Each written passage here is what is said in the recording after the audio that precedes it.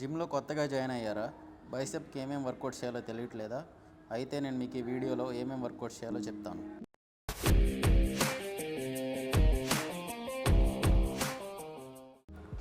Hello people, bicep వర్కౌట్స్లో first variation వచ్చేసరికి standing barbell curls. మీరు బార్బెల్తో చేయొచ్చు, లేదా ఇలా ప్రీలోడెడ్ బార్తో కూడా చేయొచ్చు. థంబ్లెస్ కాదు, థంబ్ యూస్ చేసి చేయండి.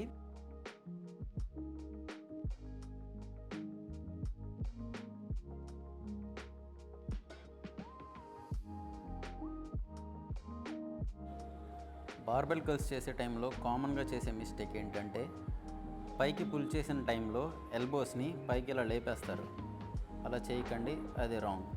అండ్ ఇంకొక మిస్టేక్ వచ్చేసరికి బార్ని ఇలా మొత్తం ఎక్స్టెన్షన్ చేయకుండా అలా మధ్యలో ఆపేస్తారు. అలా కాకుండా ఫుల్ ఎక్స్టెండ్ చేసి నౌ పుల్, స్లోగా రిలీజ్ చేసి పుల్.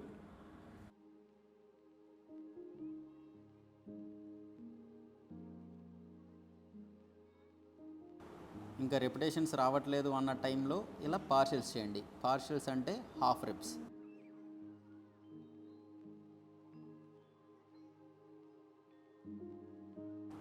నెక్స్ట్ వేరియేషన్ వచ్చేసరికి డంబుల్ హ్యామర్ కర్ల్స్. వెయిట్ని తీసుకొని ఫస్ట్ మీ పొజిషన్లో నిల్చోండి. ఇప్పుడు బ్రీత్ అవుట్ బ్రీత్ ఇన్ చేసి జస్ట్ కర్ల్, స్లోగా దింపండి. Now curl. హ్యామర్ కర్ల్స్ చేసే టైంలో కామన్గా చేసే మిస్టేక్ ఏంటంటే, రెపిటేషన్ని కంప్లీట్ చేయకుండా ఇలా మధ్యలో ఆపేస్తుంటారు. అది రాంగ్. అండ్ ఇంకొక మిస్టేక్ వచ్చేసరికి పై వరకు ఇలా పుల్ చేస్తారు. అది కూడా రాంగ్. అలా కాకుండా కింద వరకు దింపి నౌ పుల్. ఎప్పుడైతే రెపిటేషన్స్ రావట్లేదో ఆ టైంలో మీరు ఇలా సింగిల్ హ్యాండ్తో చేస్తే కనుక ఒక 2-3 రెపిటేషన్స్ అన్నా ఎక్కువ వస్తాయి.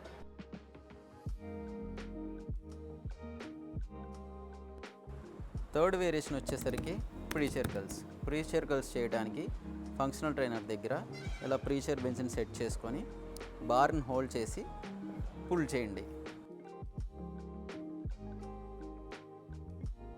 ఫాస్ట్గా పుల్ చేయడం వల్ల వచ్చి చినుకు తగులుతుంది. చాలా జాగ్రత్తగా చేయండి.